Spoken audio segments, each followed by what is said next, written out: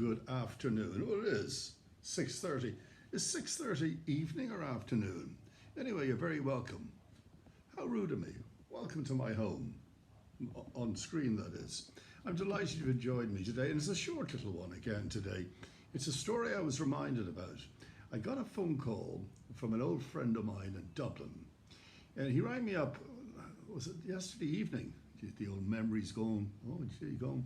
He rang me, it was yesterday evening, and he said, Morris, he said, I've been watching your video chats, I call them, because they're not podcasts yet, we're working on that now. And he said, I want to remind you of a little story. And I said, what's that? He said, you have a bit of an ego. I said, what? Me? An ego? Not at all. He said, you have. He said, I'm going to share this story with you because I thought it was very funny. And it actually made one of the Irish independent newspapers, or was it the Sunday World? Or was it the Irish? I think it was the Sunday World. The chairman's calling this story, and that's how I heard about it. Your father, well, my father, Dr. Stanley, was a bit of a practical joker. He loved playing practical jokes. He was the absolute double for Dave Allen in real life. I have some photographs which I'll probably put up after this. An absolute double for Dave Allen. And he loved practical jokes. Anyway, he called me one day at Elizabeth's. My club was open. I must have been about 19, I think.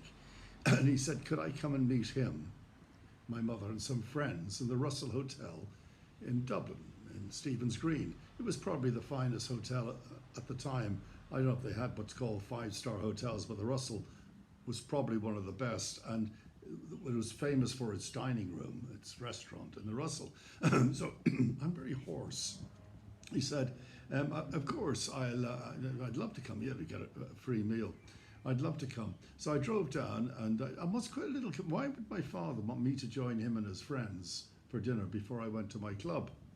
So anyway, I came in, I sat down with them, and my father had a chair. He said, sit there, and we're chatting away, and he said, now, Morris, I need to prepare you because I know you're a right panicker.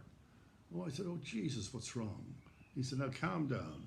I want you to listen to me carefully because I'm not meant to be telling you this. I said, okay, what's that?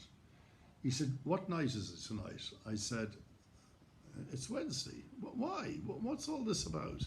He said, okay, now I'm not meant to be telling you this, but I want you to be prepared. And thank goodness you're dressed okay this evening, not in your hippie gear. Hippie gear. He said, it's Wednesday. And what does Wednesday on television mean to you? And I said, Dad, would you tell me what you're talking about? He said, he sort of leans over and he said, and his friends, he said, tonight, on Wednesday night, on television, is a program called This Is Your Life. I said, yeah, I know that. I love that program. Well, he said, Morris, tonight, what? Tonight it's your life. What do you mean it's my life? Now, he said, I want you, not immediately, I want you to stand up. I want you to go, pretend you're going to the toilet and come back. And I want you to look at the table behind us and then come back and tell me who's sitting there. Anyway, I got up, I went to the toilet, I came back, and oh my God, it was Eamon Andrews, the presenter of This Is Your Life. And it's Wednesday night.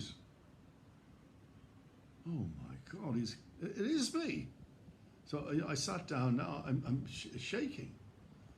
And I said to my dad, how did you know? And he said, oh, Mr. Andrews actually came over and said, make sure that you've come to the hotel because he's going to approach you here. This is your life. And then you're going to go with him to the RTE studios where he has a live audience waiting for you. Oh, Jesus. Thinking to myself, oh my God, thank God I'm dressed. Oh, just calm down, my father said. You better take a drink. And I didn't drink, but I think I swilled back a glass of wine. I'm waiting there. He said, well, when's he coming over? He said, well, normally the show starts at 7:30 and it's now about 20 minutes past 7. So you've got about 10 minutes to calm down, for God's sake. I said, well, who's going to be there? Oh, so many of your friends, many of the guys that were in the band. Think of all the people in school with you. etc., etc. They'll all be there. Maybe some Irish rugby players, and oh my! Not that I didn't play for Ireland, by the way, but I did a lot of used to come to my club. The rugby players, Fergus Slattery, one of my favourite. I'm sitting there, and I said, "Well, what do I do?" He said, "Just sit still. Eamon will come over, and he'll say, Maurice Boland, this is your life." And I'm sitting there. I'm sitting there. I'm looking at my watch every minute. I'm sitting there. 5 minutes to go. He's sitting there. My father, meanwhile, is talking with his friends and having their dinner. He didn't even ask me if I wanted to eat something. Sitting there. Oh, my 8 minutes passed. Oh God, it's now a minute to go. I'm ready. I'm ready. I'm ready. I'm ready. Nothing. Oh, maybe it's running a bit late. 2 minutes later. 5 minutes later. And I noticed a smile on my father's face. I said, "Why are you smiling?" He said, "Because you need to look around now at Eamon and he'll get up." And I turned around and the table was empty. He had gone. And my father said, "Gotcha." I said, "Oh my God." The odd thing was, I believed him. I believed him. Maurice Boland, this is your life. I'd probably only opened the club about a year or even less. And I thought all of a sudden, Eamon Andrews on British TV is going to do my life. I tell you exactly why he was there, funny enough. Because later, after I left my father, after feeling absolutely down in the dumps, I went to the club and probably around 10 that evening, a lot of Irish rugby players, my favourite Welsh fullback, JPR Williams, Gareth Edwards, Willie John McBride, Mike Gibson, Fergus Slattery, they're all coming into my club. But it's not International Day. It's not International Day. What the hell? I'll tell you exactly what happened. Willie John McBride, who was one of the greatest captains Ireland ever had, I think were playing Ulster against Leinster at Lansdowne Rugby.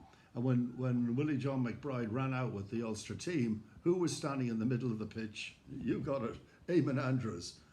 "Willie John McBride, this is your life."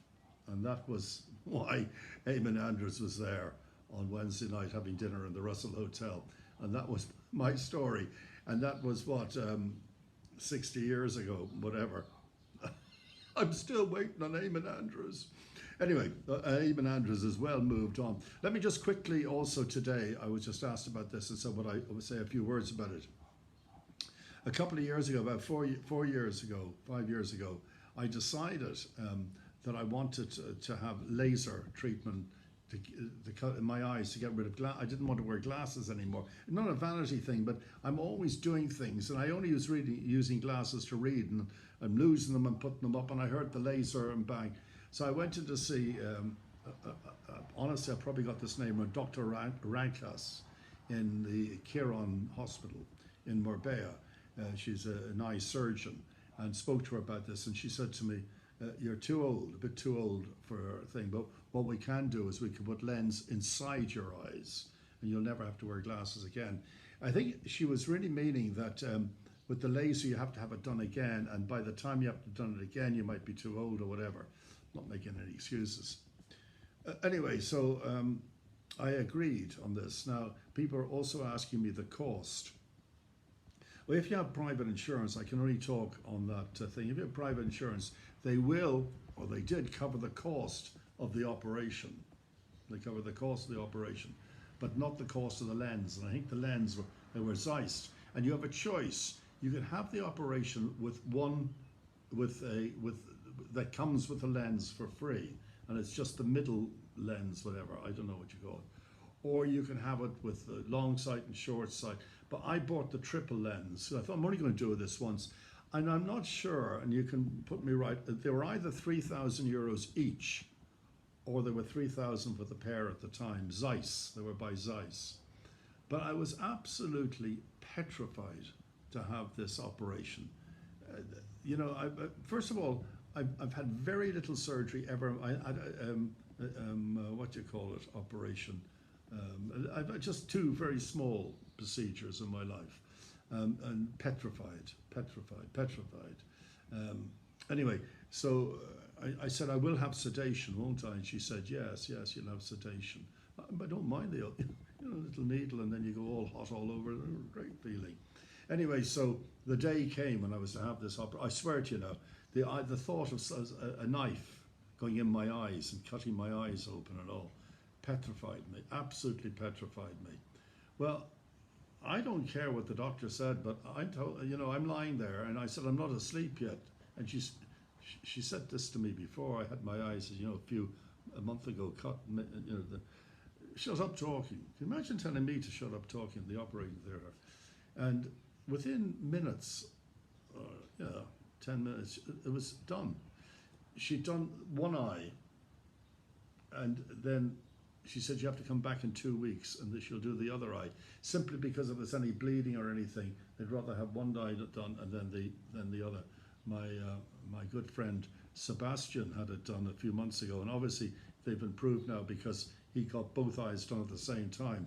So they put a patch on your eye, and then that was it. I went back 2 weeks later, again, felt absolutely nothing. And I'm a person that feels the pain before the pain even comes. Oh, Jesus, you're killing me. I haven't, so that's the dentist once. I said, Jesus, you're killing me. He said, I haven't even touched you. I know, but you're killing me. But I felt no pain at all. That was 4 to 5 years ago, and I haven't suffered from any side effects at all.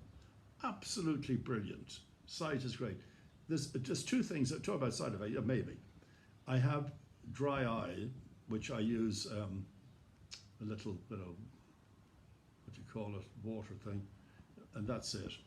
And why I wear the glasses, the darker glasses, because daylight does affect my eyes in the way that they water a bit.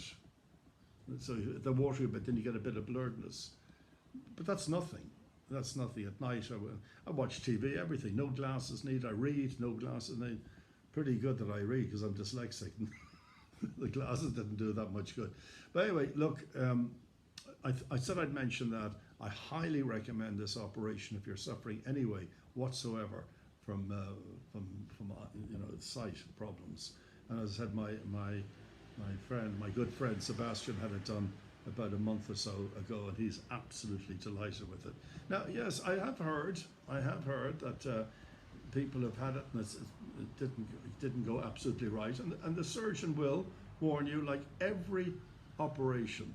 I remember my late mum when Wendy had a small operation in Dublin. This was, and when she came back into the room, my mother was clipping her on the face. I said, "What are you doing?" I'm waking her up. I don't like anyone too long under anaesthetic.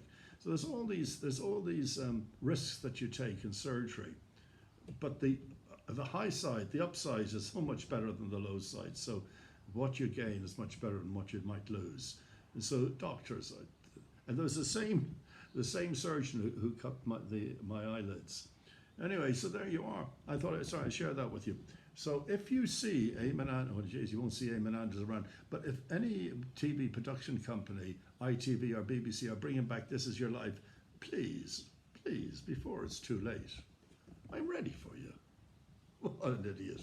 Have a great evening.